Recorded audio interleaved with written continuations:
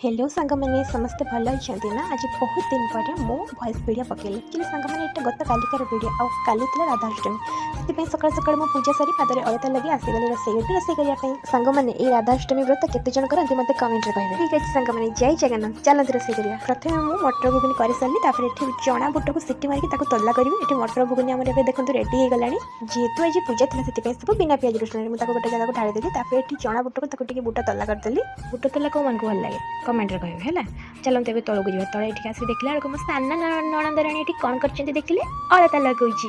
हाँ सी भी गोटे छोट राधा हो छाड़ते ये आसिक देखिले बहुत चुली सुजी को भाजुंट सुजी हम बोली